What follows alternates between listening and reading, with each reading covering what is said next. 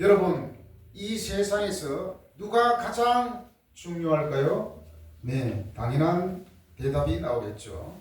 이 세상에서 가장 귀하고 값진 사람은 바로 나 자신입니다. 자식도 아니고 부모도 아니고 아내도 아니고 엄마 아버지도 아닙니다. 사실은 자기 자신입니다.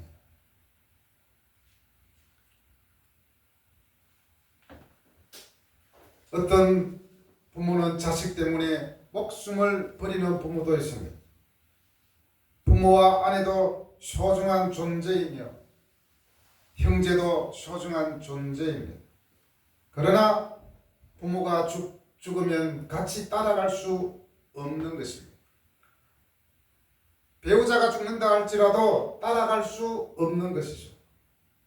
엄격히 따져서 이 세상에는 오직 나만이 주인공입니다. 나머지 사람들은 함께 살아가는 사람들이죠. 내 주변에 많은 사람들이 소중한 건 사실이지만 더 소중한 사람은 바로 나 자신입니다. 남이 내 삶을 대신 살아줄 수가 없습니다. 부모님이 내 삶을 살아줄 수가 없습니다. 나 대신 부모가 내 삶을 또한 살아드릴 수가 없는 것이죠. 내가 없는 세상은 곧 아무것도 아닙니다. 그래서 마태복음 16장 26절에서 이렇게 말씀합니다. 사람이 만일 온 천하를 얻고도 제 목숨을 잃으면 무엇이 유익하리요? 사람이 무엇을 주고 제 목숨과 바꾸겠느냐? 이 세상에는 나의 목숨과 바꿀 수 있는 어떤 것도 없습니다. 그만큼 나라는 존재는 중요한 존재라는 것입니다. 어떤 값으로도 매길 수 없는 그 존재가 바로 우리 자신입니다. 어떤 분은 이렇게 말하는 사람들이 있죠. 아유, 나 같은 사람은 일찍 죽어야 돼. 나 같은 놈은 빨리 죽어야 돼. 사실 이것은 말도 안 되는 소리입니다. 이것은 인생을 모독하는 말입니다. 왜냐? 나는 값진 존재이기 때문입니다. 나 같은 것이 뭘 할 수 있겠어? 이 말도 엄청 자기 자신의 가치를 낮추는 거죠. 그래, 이 세상에는 나밖에 없어. 내가 가장 귀하니까 나는 열심히 살 거야. 나는 이 세상에서 그 무엇과도 비교할 수 없는 가장 값진 존재라는 사실을 우리는 잊지 말아야 합니다. 얼마만큼 값진 존재입니까? 시편 16편 3절 오늘 말씀 읽었죠. 땅에 있는 성도들은 존귀한 자들이니 나의 모든 즐거움이 그들에게 있도다 라고 말씀하십니다. 하나님의 모든 소망이 우리 성도들에게 있으시다는 말씀입니다. 그러니 우리 자신이 우리에게 소망을 가져야 합니다. 희망을 가져야 합니다. 내 삶을 살아갈 수 있는 유일한 존재는 나 자신이기 때문에 나를 사랑해야 되겠죠.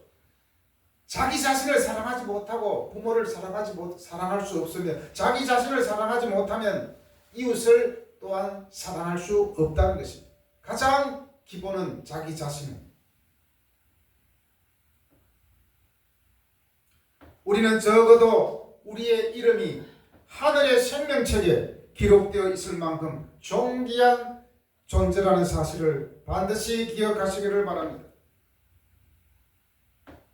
내가 값이 없다면 어떻게 하나님의 나라에 이름이 기록될 수 있겠습니까? 우리는 이 점을 분명히 알고 살아야 합니다.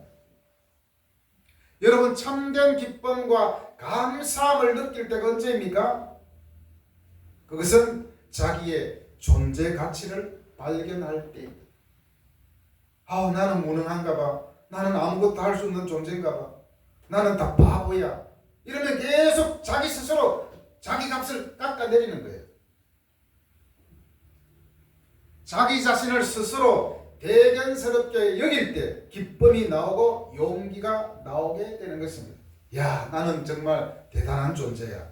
때로는 교만할 필요가 있어요. 나는 정말 대단한 놈이야.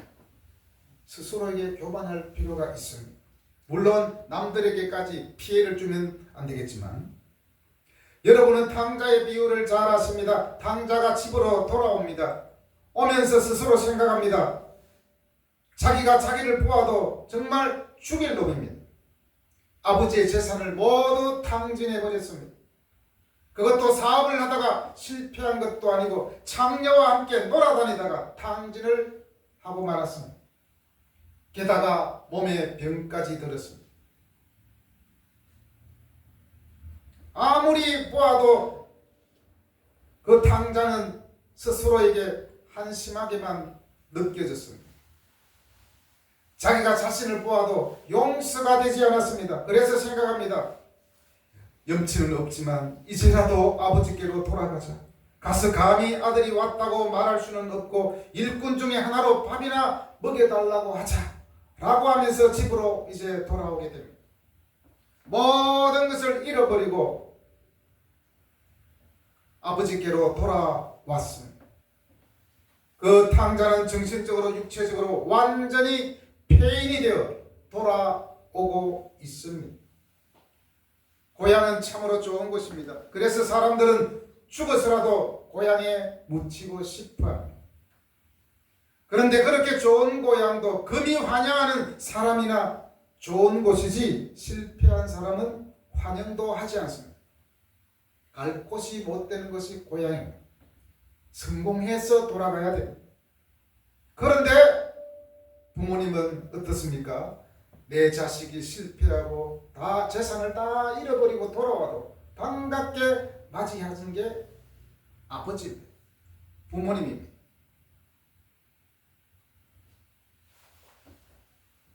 병들고 실패하고 탕진한 사람이 무슨 얼굴로 고향에 갈 수 있겠습니까? 그렇지만 탕자는 고향으로 돌아갔고 방탕자 아들을 맞아들이는 아버지의 모습은 굉장히 진지합니다. 아버지는 아들을 보자마자 뛰어가서 맞아들입니다. 그리고는 종들에게 말합니다. 소를 잡아라, 목욕을 시키고 가락지를 끼우라, 잔치를 베풀어라.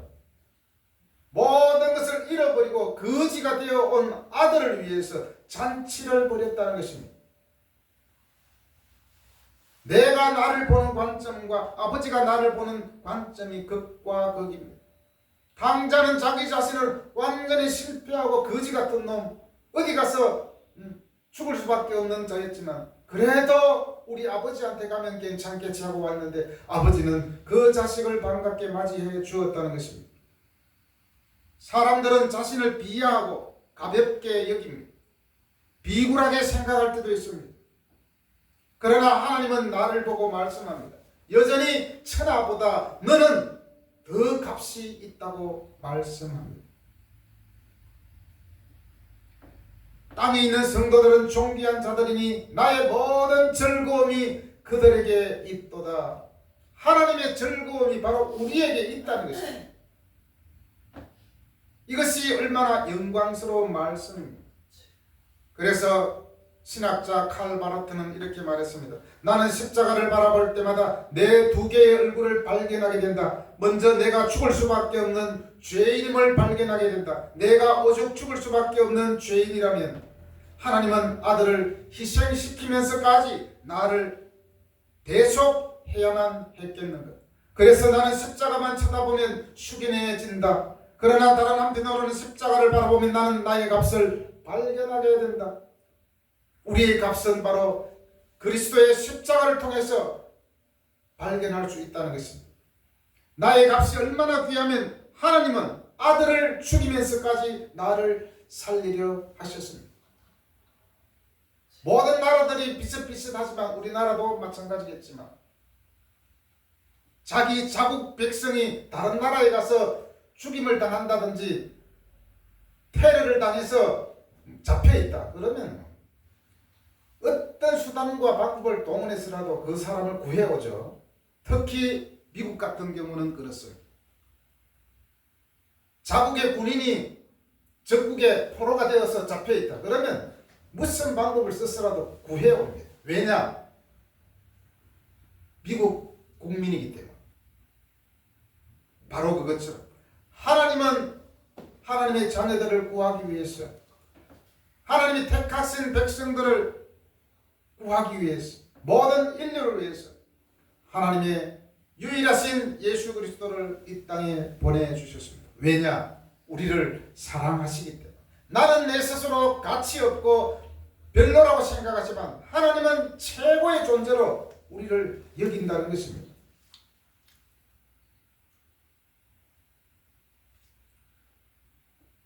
여러분, 하나님이 왜 내게는 복을 주시지 않을까라고 서운해할 필요가 없습니다. 그 십자가 속에 나의 값이 이미 다 들어 있습니다.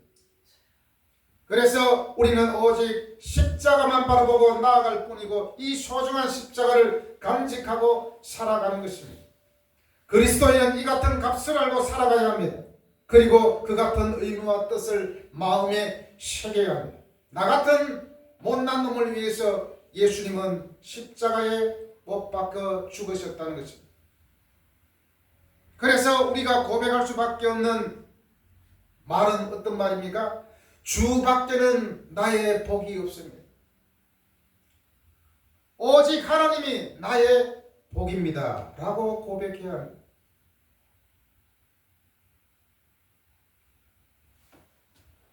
오늘 시편 16편은 모두 11절밖에 안 되는 말씀인데도 그 속에 나라는 말이 25번이나 나오고 있습니다. 나 말고는 세상에 또 누가 있습니까? 나는 이렇게 중요한 존재입니다.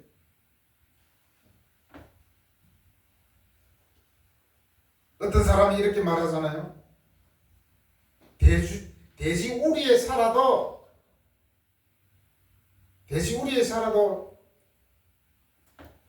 이 세상에서 계속 살아있는 것이 좋다고 말하는 사람이 있습니다.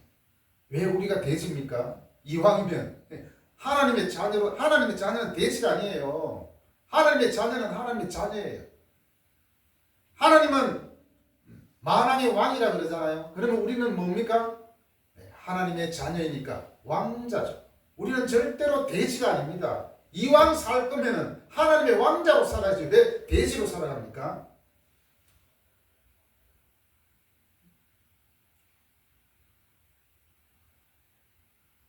우리는 스스로를 과소평가하고 자신을 학대하고 세상에서 나를 더럽게 뒹굴리지는 마시기를 바랍니다. 자기 자신을 학대하고 자기 자신을 함부로 스스로에게 대하는 것, 이것이 사실은 얼마나 죄인지 모릅니다. 나는 하나님의 자녀인데 거지로 나 자신을 낮추는 것은 하나님을 모독하는 거나 마찬가지겠죠.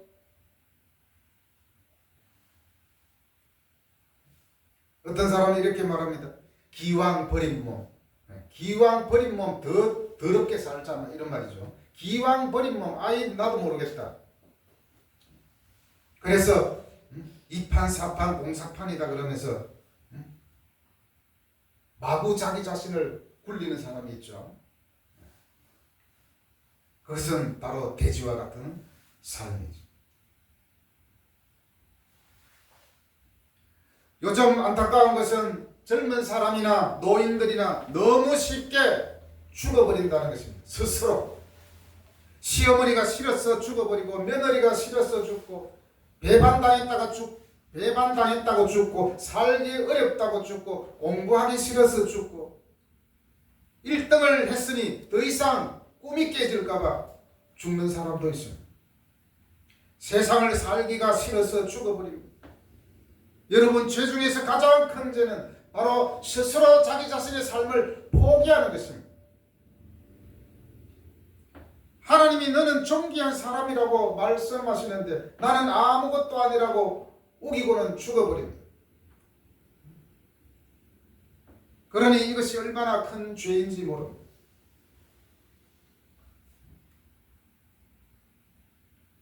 예수 믿는 사람이 자살하는 것은 죄입니다. 남을 죽이는 것도 죄지만 가장 값진 나 자신을 죽이는 것도 죄가 아니겠습니까? 어떤 사람들은 대개 미래를 내다보는 안목이 부족해서 그렇습니다.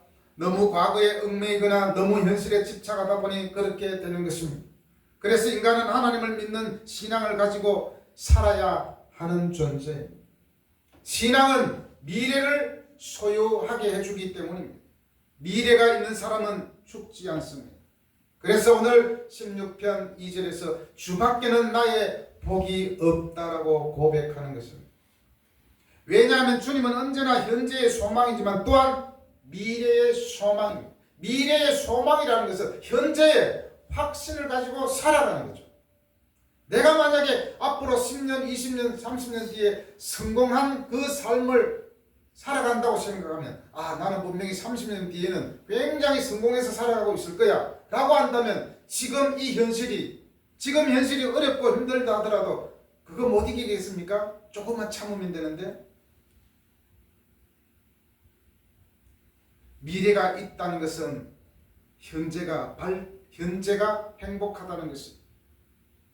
바로 하나님이 우리의 현재이고 하나님이 우리의 소망인 줄로 믿습니다.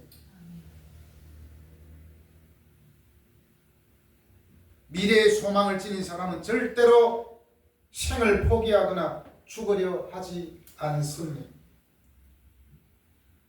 많은 사람 중에 정말 죽으려고 결심했는데 하나님을 만나고 다시 돌이킨 사람들이 얼마나 많이 있는지 모릅니다.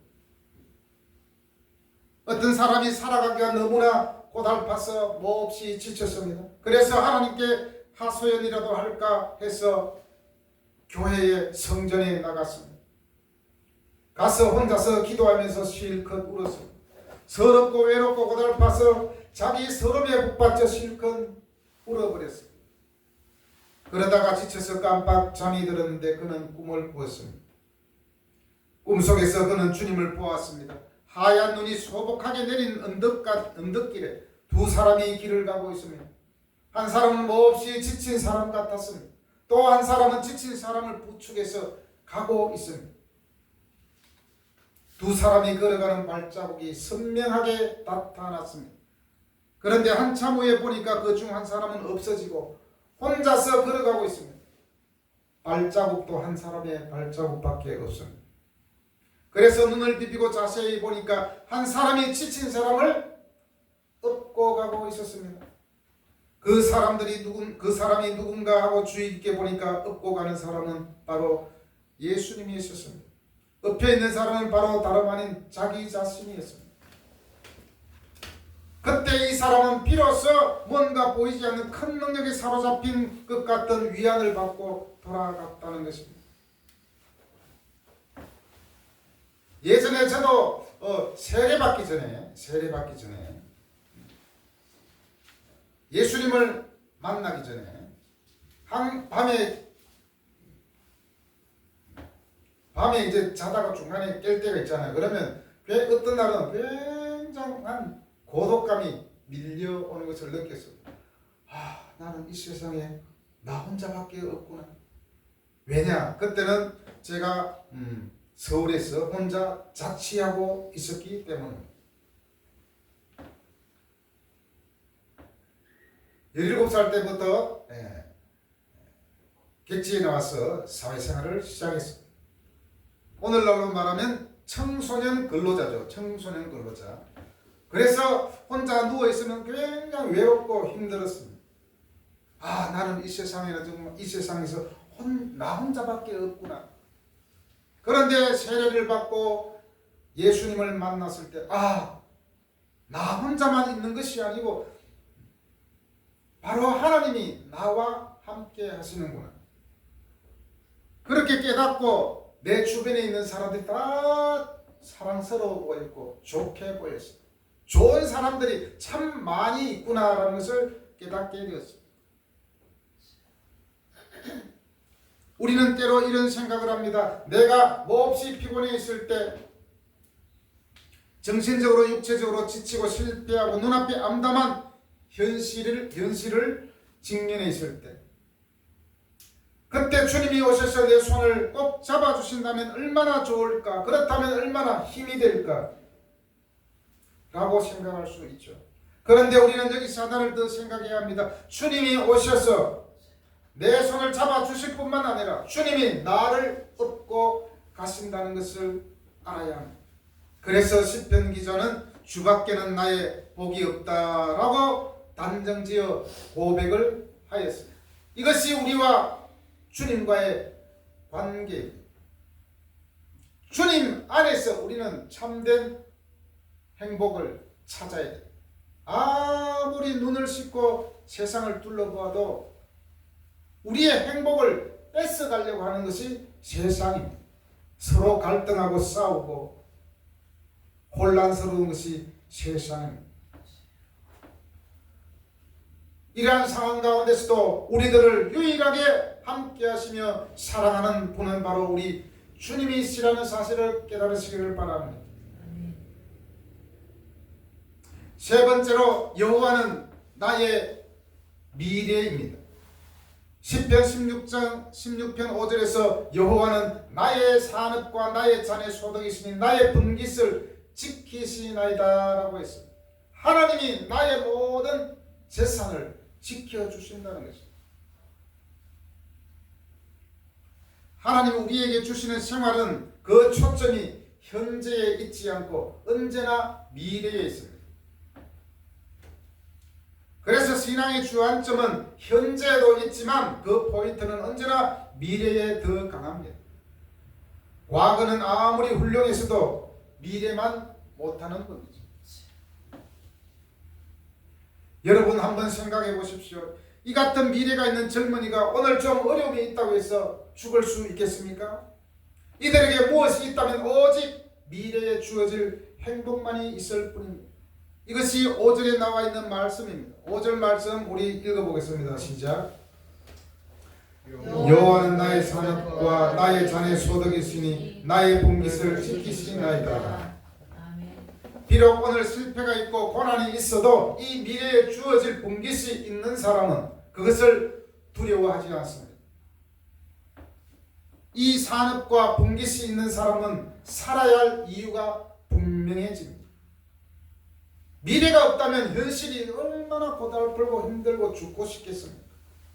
그러나 우리에게는 미래가 있기 때문에 고달픈 지금 이 순간도 이겨낼 수가 있겠죠? 내가 병들었든지 내가 가난하든지 내가 못났든지 내가 지금 살아있는 것은 살아 있어야 할 사명이 있기 때문에 살아가고 있는 것입니다. 이것을 알고 살아가야 기쁨이 있는 거예요. 우리 예수 믿는 사람은 다 모두가 사명감을 가지고 있어야 됩니다. 그래야만 이 땅을 힘있게 살아갈 수가 있습니다. 나는 돈이 없고 나는 몸도 건강치도 않고 인맥도 없고 나는 걸러먹었어 이런 생각 결코 하지 마십시오. 하나님은 우리 모두에게 다 한 사람씩 사명감을 부여해 주었습니다. 우리 한 사람 한 사람 때문에 또 다른 사람들이 살아날 수 있는 그것을 위해서 우리를 불러주셨습니다. 지난번하고 계속 말씀을 전했지만 예수님의 제자들이 어땠습니까? 예수님을 만나기 전에는 계속 불안하고 또 비겁하고 굉장히 소심한 사람들이었습니다. 그러나 부활하신 주님을 만난 후에 겁쟁이들이 죽음을 불사하고 복음을 전했지 않습니까? 예수님의 제자들이 복음을 전할 수 있었던 것은 부활하신 예수님을 만나고 성령을 받았기 때문에 그들은 용감하게 복음을 전가하다가 모든 제자들이 대부분 제자들이 순교했습니다.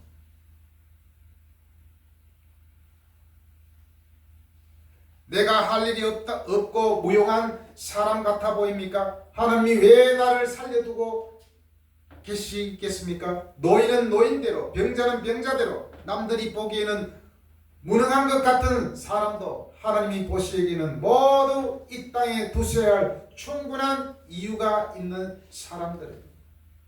내가 지금 살아있는 것은 살아가야 할 이유가 있기 때문인 줄로 믿습니다.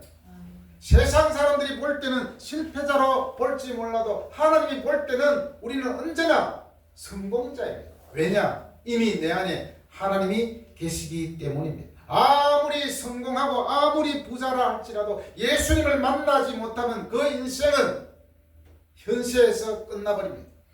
우리는 어떻습니까? 우리는 영원한 생명을 소유하고 있기 때문에 우리는 이 현실을 이겨낼 수 있는 것이 아니겠습니까?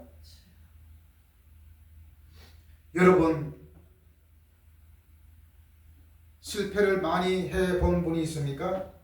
저도 실패를 엄청 많이 해봤습니다. 그러나 그것은 결코 부끄러운 일이 아닙니다.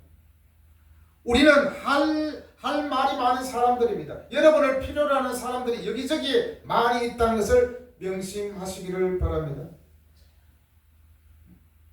여러분, 이제 우리는 이런 말은 하지 말아야 됩니다. 나는 쓸모없는 사람입니다. 나는 이 세상에 없어도 되는 존재입니다. 이렇게 생각할 필요가 없습니다. 나의 지난 과거 때문에 기죽어 산다면 그것도 하지 마십시오. 하나님이 바로 우리를 지금 필요로 하고 계십니다. 자꾸 우리는 나는 죄가 많았어. 나는 쳐 죽일 죄인이에요. 이렇게 말할 필요도 없습니다. 왜냐? 하나님이 나를 의롭다고 불러주셨기 때문입니다. 왜냐? 내가 선하고 착한 일을 많이 해서 나를 의롭다고 불러주시는 것이 아니라 바로 예수님을 이 땅에 보내주셔서 나를 위하여 십자가에 죽으시고 나를 위하여 대신 십자가를 져 주셨기 때문에 우리는 의인입니다. 주님이 나를 의인으로 불러주셨습니다. 그렇기 때문에 우리는 더 이상 실패자가 아닙니다.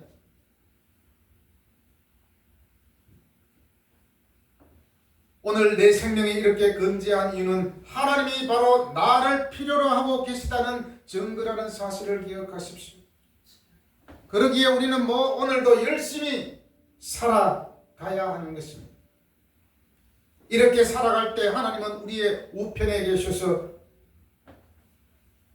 우리를 도우시고 흔들리지 않게 하시고 생명의 길로 우리를 이끌어 주시며 영원한 즐거움으로 인도해 주실 것입니다.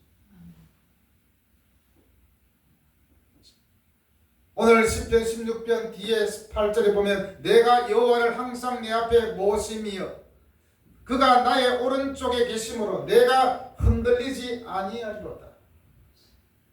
바로 주님께서 하나님께서 내 오른편에 계셔서 나를 붙잡아 주시기 때문에 나는 결코 흔들리지 않는다고 하는 것입니다.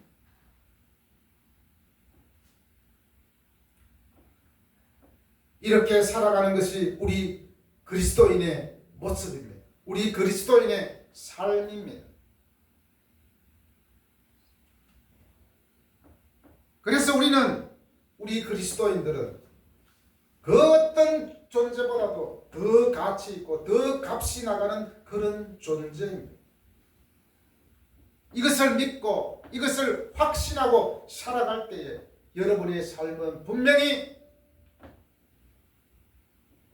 행복한 삶인 줄로 믿습니다.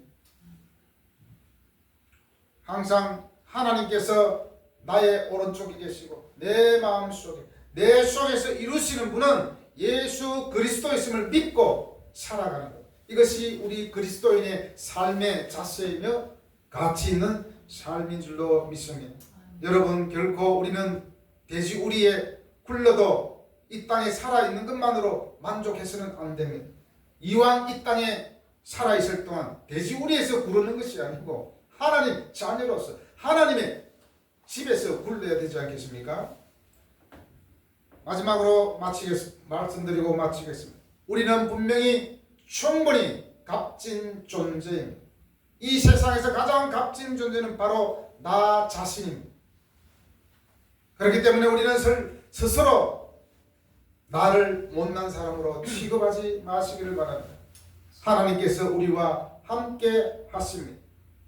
그 믿음으로 승리하며 살아가는 우리 모든 하나님의 자녀가 되시기를 바랍니다. 기도하겠습니다. 하나님 아버지 감사합니다.